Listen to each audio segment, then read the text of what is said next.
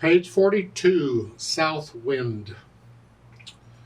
Well, the music is getting a little more complicated. The notes are starting to move around more. You see, a lot of this, it's been playing one note after another next to each other, you know. And with a little bit of, a little bit where the notes are not next to each other. Here, they're starting more and more not next to each other. They're mixing them up. And again, if you're struggling with note names, this is that. Go back to that drill I was suggesting earlier on play it and say it. You forget the rhythm, just play the note and say the name of it. Here, E, E, G, E, D, F, E. You should do it instantly. Without having to stop and think about it, it should be an instant. You know the names of these notes. Just keep drilling yourself over and over. It comes eventually if you'll keep at it. It may take a while, but you'll keep at it. By the time you finish this book, you should instantly know the names of every note in the music that we've covered so far. Believe me, the next book's just going to take it and make it even more complicated. Anyway, let's look at South Wind. It's about a line and a half long, treble and bass clef, 4/4 time signature. If I glance through it, it's the quarter notes and half notes and whole notes. And the notes are getting a bit jumbled up. So we'll take that one hand at a time, make sure we got the hands working okay. Right hand starts here. We're still in the same position, but I go through the routine anyway. Okay, it can throw you a surprise. You have to watch them. And it's here. 3, 4. 1, 2, 3, 4. 1, 2, 3, 4. And I go through the whole thing and play the right hand out. And then I do the same with the left. Well, the left hand doesn't play until the second line. It's fourth finger here. That means we're here. It's 1, 2, 3, 4. And then the left hand doesn't play in the last two measures again. You do that. Then I put the hands together and we see what happens. And again, I might hesitate all over the place. I don't care. I just want to know which fingers are working together. Well, the first two measures is just right hand. So in the second line where they play together, you're here, fourth fingers. And that's a whole note, hold it down. And then here. So I'm going from here to here. So again. Now that's a whole note, hold it down, and then up. So I put the hands together. And then I go back through it a few, however many times it takes, and get rid of the hesitations. So it's a steady beat. Also, I want to be able to play this without looking at the keyboard. So I can feel this with the fingers. And then once I have that, I can think about the interpretation. And again, I start with the natural accents. 1, 2, 3, 4. 1, 2.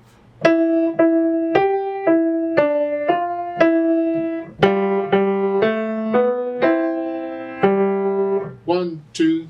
I'm exaggerating so you can hear them better. The idea is you want to feel these. You just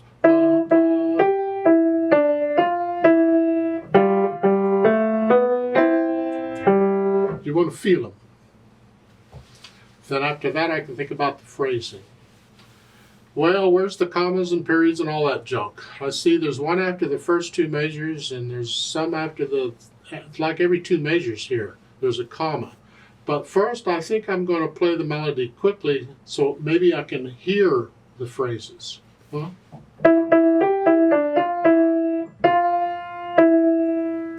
To me, all of those might be one phrase. Or maybe the O, the whole notes are by themselves. It's like a separate little phrase. I don't know yet. And then going on,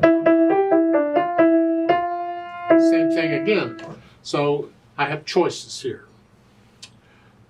Maybe it's every two measures. I'm going to lift up.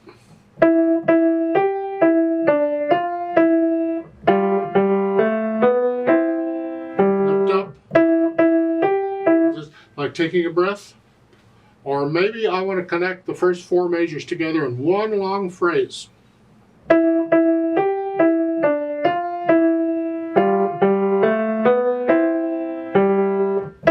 then lift up. It's different ways of interpreting the music. There's no right or wrong answer here. Some people would say, oh no, you got to do it this way. go away. It's your impression of it. How do you feel it? I think I kind of like the idea in this case of every 2 measures. I'm going to lift up. This bit in the left hand and the second line, it's not really a melody. It's what we might call a counter melody. It's a melody against the melody. The melody is still the whole notes. That's the melody. How do I know that? Well, years of experience, and I cheated a little bit. And that is, I looked at the words. You see, when they're going to include words in the music, that kind of tells you what the melody's doing.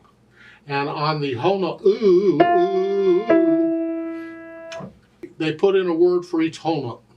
That tells me the whole notes are actually the melody. And this other bit is just kind of accompaniment. It's background. It's not really melody. It's this that I'm after. Ooh. I guess you're pretending to be the wind or something. Ooh, whatever wind does. So this is melody. And this is sort of a kind of a counter melody. A melody against a melody. Another melody that goes along with the main melody. So you have the main melody and then you have the other melodies.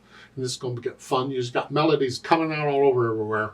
But that's sort of the way music works sometimes. We want to focus on the melody is what I'm getting at, because this leads into something else. So remember where the melody is. That's what we want here. So phrasing, I'm going to lift up every 2 measures, I think.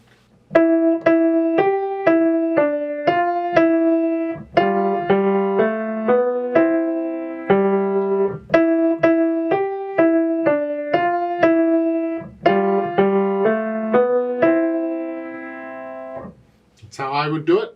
I might do it differently on another day, or however I feel it. That's how I would do it. Don't copy me.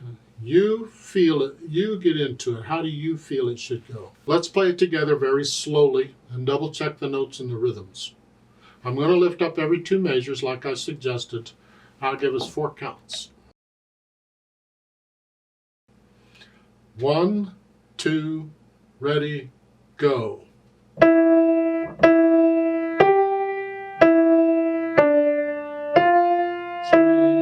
4. 1, 2, 3, 4.